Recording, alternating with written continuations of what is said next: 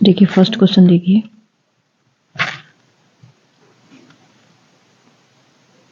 First question है the exponent of 5 in the prime factorization of 3750, यानी कि हमें 3750 की प्राइम फैक्टराइजेशन करनी है और उसमें फिर 5 की एक्सपोनेंट यानी कि पावर बतानी है।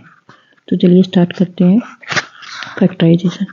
5 7 जा 35, 2 कैरी, 5 5 जा 25, 0 अगेन 5 से डिवाइड हो रहा है, 5 1 जा 5, 5 5 जा 25, 0, 5 3 जा 15, 0, 5 6 जा 30, 2 3 जा 6, 3 1 जा 3। अब इसमें हमने 5 की पावर देखनी है, तो 4 है, तो आ गया 5 की पावर 4, सेकंड वाला ऑप्शन।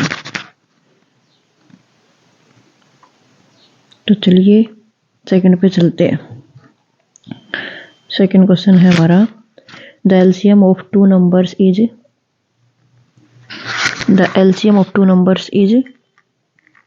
1200। उसमें से हमें ये बताना है कि कौन सा एचसीएफ नहीं है। हमें एक पता है ये बात है कि जो एचसीएफ होता है वो एलसीएम का ही कोई ना कोई फैक्टर होता है। तो बाई ऑप्शन चेक करते हैं। फर्स्ट है 600, क्या ये इसका फैक्टर है? यस। सेकंड वाला 500, ये 1200 का फैक्टर नहीं है। बस यही बताना था कौन सा नहीं है।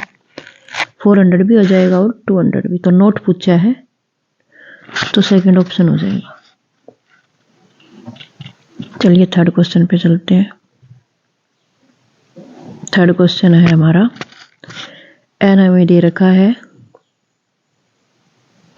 2 की पावर 3, 3 की 4, 5 की 4 and 7। Then the number of conjugative zero. Conjugative zero मतलब लगातार जीरो बतानी है। और हमें पता है एक 0, एक 2 और एक 5 के पेयर से बनती है, यानी कि 10 से बनती है। तो हमें ये देखना है कि 2 और 5 कितने जीरो दे रहे हैं। देखो यहाँ 5 की पावर 4 है, 5 की पावर 4 है, तो 2 जितने 2 है उतने 5 ले लेंगे। पावर 4 है तो इसको सेपरेट कर सकते हैं हम। इसको भी 5 की पावर 3, 4 थी ना, यहाँ पे एक एक्स्ट्रा लिख लिया हमने, बाकी इनको एज इट इज लिख लिया, इनका कोई रोल नहीं है। अब पावर सेम है तो इनको मल्टीप्लाई कर सकते हैं। 10 की पावर 3, इनको एज इट इज। अब यहाँ से बता देंगे जितने 10 होंगे, जितनी जीरो होंगी, 3 है यहाँ पे, तो हमारा ऑप्शन हो जाएगा बी। चलिए नेक्स्ट क्वेश्चन पे चलते हैं। Question number 4, the sum of exponent. Exponent मतलब पावर, पावर जितनी आएंगी उनका सम करना है। Prime factorization in the prime factorization of 196। 196 का भी हमने क्या करना है, फैक्टर करना है। 196 2 से डिवाइड हो रहा है, 2 9 जा 18, 2 8 जा 16, अगेन 2 से, 2 4 जा 8, 2 9 जा 18, अब 7 से हो रहा है। तो यहाँ हो गया हमारा 2 की 2 एंड 7 की 2। हमें बताना जो पावर्स है ना, जो एक्सपोनेंट है उनका सम। 2 + 2 4, 4 आ गया हमारा ऑप्शन। कौन सा है ये? सी ऑप्शन आ गया। चलिए नेक्स्ट पे चलते हैं, क्वेश्चन नंबर 5 पे।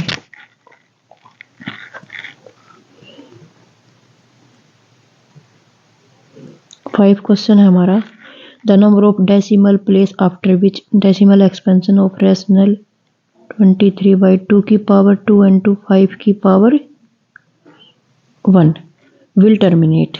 बड़ा ही अच्छा क्वेश्चन है। देखो डायरेक्ट रिजल्ट है इसका कि जब भी डेसिमल प्लेस पूछे डेसिमल एक्सपेंशन में कि कितने नंबर बाद ये टर्मिनेट हो रहा है, तो क्या करेंगे, इसका एक फॉर्मूला होता है कि रेशनल अगर हमारा ये जो डिनोमिनेटर है, क्योंकि रेशनल मान लो इसको p/q फॉर्म में लिखते हैं ना, तो जो नीचे वाला है q वो किस फॉर्म में होना चाहिए, 2 की पावर m और 5 की पावर n। 2 और 5 की पावर में होना चाहिए ये। तो इनमें से जोन से की भी ज्यादा पावर है ना, वो हमारा आंसर हो जाएगा। तो यहाँ देखो क्या है, 2 की पावर 2, 5 की पावर 1, तो बड़ा कौन सा है, 2 है, तो आंसर हो जाएगा हमारा 2। ये है हमारा second option.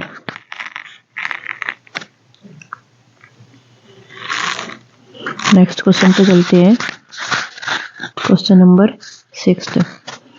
If two positive integers a and b are expressed in the form a equal to pq square, b है p क्यूब q, आपके ये प्राइम नंबर है, तो एलसीएम बताना है। देखो जब भी एलसीएम और एचसीएफ बताना हो हमें, दोनों ही बता देती हूँ मैं, क्योंकि आपका 7th क्वेश्चन है जो इसी में है वो एचसीएफ का ही है, एचसीएफ और एलसीएम। देखो एचसीएफ नाम से याद रह जाएगा, ये एचसीएफ क्या होता है, हाईएस्ट कॉमन फैक्टर, तो अपोजिट लेना है, हाईएस्ट की बजाय लोवेस्ट लेने हैं, मतलब जो कम पावर वाले हैं ना वो लेने हैं इसमें एचसीएफ में। तो यहाँ जाके देखो इनमें क्वेश्चनों में ए और बी में पी की कम पावर कौन से में, यहाँ 1 है यहाँ 3 है, तो पी की कम वाली लेनी है, 1 आ गई, और क्यू की कम वाली, तो ये हो गया हमारा एचसीएफ। एलसीएम नाम से तो है लिस्ट कॉमन फैक्टर, लेकिन इसमें ऐसे फैक्टर्स में अपोजिट है, तो ज़्यादा पावर लेनी है, पी की ज़्यादा पावर तो 3 है और क्यू की ज़्यादा वाली 2 है, तो ये हमारा एलसीएम आ गया। तो बात करें क्वेश्चन की, तो 6 क्वेश्चन का आंसर हो गया, एलसीएम पूछा है ना, ये वाला सेकंड ऑप्शन बी, ऐसी मार्क नहीं बी नहीं भाई, ये ऐसी टिक हो रखा है, देखो पी क्यूब क्यू स्क्वायर, ये वाला सी ऑप्शन हो गया। और नेक्स्ट क्वेश्चन में ये कह रहा है इसी का एचसीएफ बताओ, नहीं इसमें नहीं, हाँ 7th क्वेश्चन में एचसीएफ बताना है, तो ये हो गया हमारा पी क्यू। क्वेश्चन नंबर 8 थोड़ा अलग है, नंबरिंग अलग है, क्वेश्चन सेम है। देखो 8th क्वेश्चन क्या है, 8th क्वेश्चन में सेम है, एचसीएफ बताना है। पहले लिख लेते हैं हम पी क्यू क्यूब, और ये है दूसरा पी क्यूब क्यू स्क्वायर, तो एचसीएफ बताना है। देखो एचसीएफ मतलब हाईएस्ट, लेकिन लेना हमें कम है, तो पी की 1 ले ली, और क्यू की 3 है, यहाँ 2 है, तो कितनी लेनी है, कम वाली लेनी है, तो ये हो गया हमारा एचसीएफ। ऑप्शन कौन सा है, P Q square, second option. Next पे चलते हैं, 9th पे। नेक्स्ट है एचसीएफ बताना हमें 95 और 152 का। एचसीएफ तो सारे बच्चों को आता ही होगा, चलिए फैक्टर करते हैं इसके 95 के, वैसे डिवाइड करके भी कर सकते हैं।